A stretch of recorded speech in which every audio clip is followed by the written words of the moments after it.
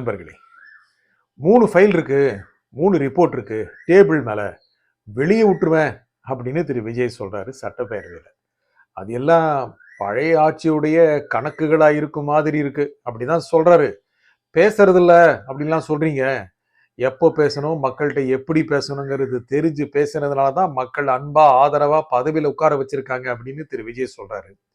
Table மேல என்ன கணக்கு இருக்குமோ, என்ன ரிப்போர்ட் இருக்குமோ, யார் ஆடிட் பண்ணியிருப்பாங்களோ, யாரை பத்தி இருக்குமோ, என்னென்ன விஷயங்களை கொண்டு வருமோ, 3 தானா, 3க்குள்ளேயே 300 இருக்குமா, ஒவ்வொன்றா வெளியே வந்தா என்ன ஆகிறது, வெளியே வராமையே இங்க பெரிய கஷ்டமா இருக்கு. இன்னைக்கு பார்த்து 40 இடங்கள்ல லஞ்ச ஒழிப்புத்துறை ரெய்டு நடத்துறாங்க. எப்படி டிரான்ஸ்பார்மர் வாங்கினீங்க மின்சாரத்துறையில அப்படின்னு அது ரெய்டுல பல விஷயங்கள் வெளிவரும் மாதிரி தெரியுது. அதுல யாருக்கு கான்டாக்ட் அப்படின்னா திரு செந்தில் பாலாஜிக்கு கான்டாக்ட் இருக்கிறத சொல்லப்படுது. அவர் மீது புகாரும் இருக்கு. அவரு சட்டப்பேரவைக்கு வர்றதில்லை. எப்போ வருவாருன்னு தெரியல. அவரு திமுக தலைமையிலிருந்து தொலைவுக்கு வெளியே இருக்காரு அப்படிங்கிற மாதிரி தெரியுது. இந்த தொலைபேசி எண் தொலைவில் இருக்கிறது அப்படின்னு சொல்வார் மாதிரி தெரியுது.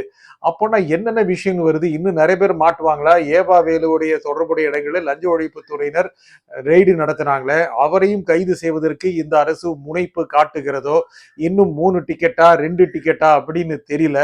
இந்த 3 ஃபைல் வேற வெளியே வந்துச்சுன்னா என்ன ஆகுறது அப்படின்னு பெரிய கலவரமா திமுகக்குள்ளே இருக்குங்க. உள்ளே ரொம்ப அவங்க புழுங்கி போய் கிடக்குறாங்க. சீனியர்ஸ் எல்லாம் சட்டப்பேரவையில எந்த மாதிரியான பாடி லாங்குவேஜை கொடுக்குறாங்க அதை வச்சே நம்ம கணிக்கலாம். இவங்க எல்லாருக்குள்ளேயும் அந்த 3 ஃபைல்ல எல்லா பேர் இருக்குமோ என்னமோங்கிற சந்தேகத்தை திரு விஜய் கொடுக்கிறாரு.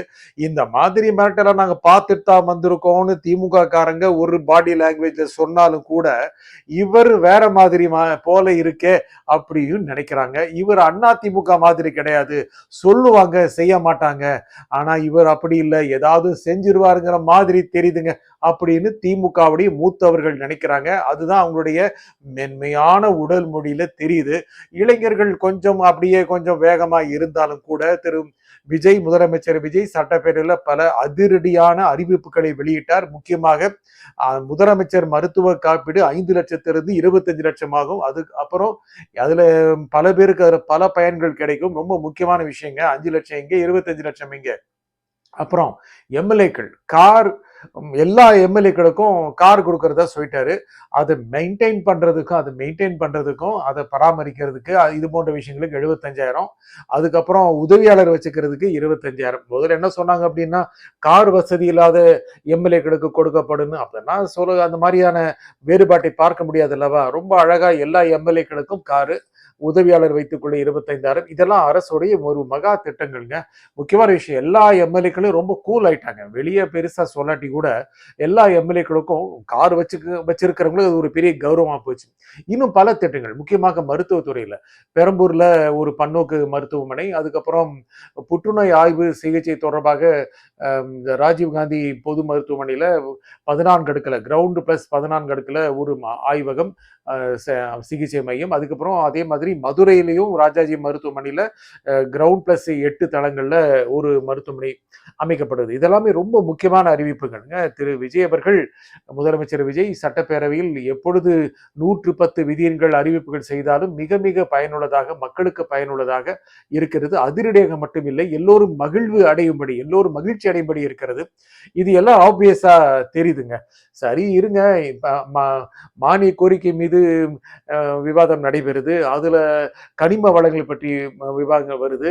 இதுக்கு இந்த மாதிரியான வரும் பொழுது உடனுக்குடனே அமைச்சர்கள் எடுத்து கொடுக்கிற விஷயங்கள் இருக்குல்லவா, அது எல்லாமே திமுகவுடைய முன்னாள் அமைச்சர்களுக்கெல்லாம் பெரிய அதிரடியா இருக்குங்க. என்னங்க அமைச்சர்கள் இப்பதான் வந்தாங்க, 3 மாசம் தான் ஆகுது, அதுக்குள்ள கத்துக்கிட்டாங்களா, என்னன்னு எடுத்து விடுறாங்க, இது எப்படி சமாளிக்கிறதுன்னு தெரியலையே, இப்படி எல்லாம் ரொம்ப ரொம்ப ரொம்ப சிரமத்தான் இருக்காங்க. இதெல்லாம் பொறுக்காம இல்ல இதற்கு மீறி முக்கியமாக எடப்பாடி பழனிசாமி அவர்கள் பேசணும்னு நினைச்சாரு. ஆனா நாளை பேசிக்கொள்ளலாம், சிறப்பு கவனிப்பு தீர்மானம் நாளைக்கு வச்சுக்கலாம் அப்படின்னு சொல்றதுல ஏத்துக்காம வெளிநடப்பு செய்து மக்களுடைய உயிர் முக்கியம், இவர்கள் எல்லாம் பாருங்கள் மகிழ்ச்சியாக இருக்கிறார்கள் அப்படின்னு சொல்றாரு. இது என்னன்னா சட்டப்பேரவையில ஆளுங்கட்சி எம்எல்ஏக்களும் சரி, எதிர்கட்சி எம்எல்ஏக்கள் கூட சந்தோஷமா தான் இருக்காங்க. ஏனென்றால் நடக்கின்ற திட்டங்கள் அந்த மாதிரி இருக்கு. இது முக்கியமான விஷயம். இதுல 3 ஃபைல்ன்னு சொன்னார்லவா, இதுல மரிய வில்சன், நிதி அமைச்சர் மரிய வில்சன் பேசும்போது, இதுல டெண்டர் தொடர்பாவோ, இல்ல அது தொடர்பாக கமிஷன் தொடர்பாக, ஊழல் தொடர்பாக முதலமைச்சருடைய டேபிள்ல 3 ஃபைல் இருக்கு. அது தான் பேசும். சரியான சமயத்துல பேசும் அப்படின்னு சொன்னாரு. அது தொடர்பா தான் திரு விஜய் அவர்கள் முதலமைச்சர் விஜய் அவர்கள் பேசும்பொழுது, நிதியமைச்சர் பேசும்போது ரொம்ப போற போக்குல சொல்லிட்டு போறேன்னு நினைக்காதீங்க. உண்மையாவே ஃபைல் இருக்கு. எப்போ வெளியிடுவோம்னு தெரியாது அப்படின்னு சொல்லிட்டாரு. இதுல என்னன்னா, அ அது மட்டும் இல்லாம சரியான சமயத்துல வெளியிடுவோம். அப்புறம் இடைத்தேர்தலையும் ரொம்ப மோசமா எதுவும் நடந்துறக்கூடாதுல்ல அப்படின்னு சொன்னாரு. அப்பன்னா இடைத்தேர்தலுக்கு முன்னால தான் அதெல்லாம் வெளிய வருமோ? ஏன்னா இடைத்தேர்தல் வந்துச்சுன்னு வைங்க, இப்ப 7 தொகுதி. இன்னும் நெறைய பேரு பதவி விலகி தாவேக்கால சேருவாங்கிற மாதிரி தெரியுது. கிட்டத்தட்ட 20 தொகுதிகளுக்கு சட்டப்பேரவை இடைத்தேர்தல் நடக்கும்படி வந்துரும் அப்படின்னு டெல்லி வட்டாரங்கள் சொல்கின்றன. அப்படி வந்துச்சு அப்படின்னா, பெரும்பான்மையிலான இடங்களில் தாவேக்கா வென்றுவிடும். அப்புறம் மற்ற இடங்கள்லயும் மத்தவங்க ஜெயிக்கணுமா? வேண்டாமா? அப்படிங்கிற மாரி திரு விஜய் அவர்கள் பேசிட்டார்ல. நடக்கப் போற இடைத்தேர்தல்ல கூட ரொம்ப மோசமா நடந்துறக்கூடாது. அப்போ ஏதோ பெரிய திட்டம் இருக்குங்க.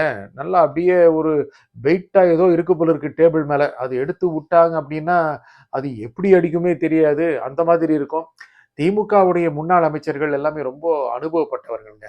ஐயா நீங்கள் உங்கள் காலத்தில் பாலம் கட்டினீர்கள், அடித்துக் கொண்டு போய் விட்டதே அப்படின்னா, மழைன்னா சாதாரண மழையாங்க.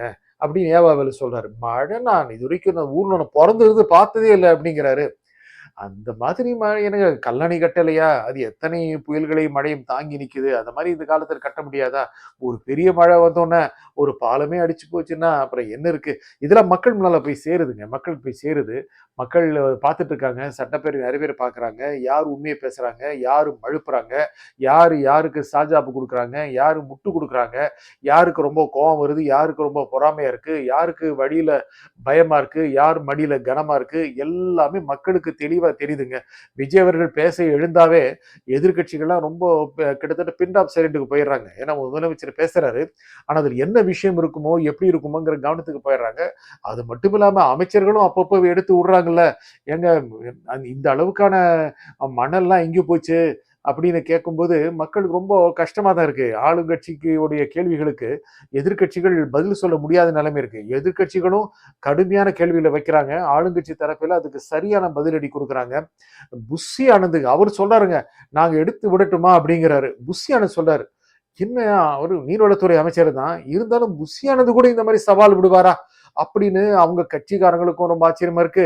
எதிர்க்கட்சிக்காரங்க ரொம்ப ஆச்சரியமா இருக்கு. புஷி ஆனந்தே இந்த மாதிரி கிளர்ந்து எழுந்து விட்டார் என்றால், மற்றவர்களுக்குள் எந்த எரிமலை இருக்குமோ, எப்போது கிளர்ந்து எழுமோ அப்படிங்கிற எண்ணத்து இருக்கு. அதுக்கப்புறம் திரு விஜய் அவர்கள் அந்த உண்மையாவே அந்த 3 ஃபைல வெளிய விட்டுருவாரா? அந்த 3 ஃபைல் யார் யார பத்தி இருக்கும்? ஏன்னா, இன்னைக்கு நடந்த பல ரெய்ட்ல பல விஷயங்கள பத்தி தகவல் வரும் மாதிரி தெரியுது. ஏன்னா, அந்த டிரான்ஸ்ஃபார்மர் மின்சாரத்துறை டிரான்ஸ்ஃபார்மர் வாங்குனது தொடர்பாகவும், பல உபகரணங்கள் வாங்குனது தொடர்பாகவும் இந்த ரெய்டு இருக்குமோங்க சந்தேகப்படுது. அப்பன்னா யாருக்கு செக் வைக்கிறாங்க? உண்மைய சொல்லப்போனா யாருக்கு சீல் வைக்க போறாரு முதலமைச்சர் விஜய்? உண்மையிலேயே முன்னாள் அமைச்சர்கள் அவர்கள் ஜெயிலுக்கு போவாங்களா? இல்ல இந்த மாரி பூச்சாண்டி காட்டிட்டே விட்டுருவாங்களா? இதெல்லாம் அடுத்து 1 வாரம் 10 நாள்ல தெரிஞ்சிருங்க. நன்றி, வணக்கம்.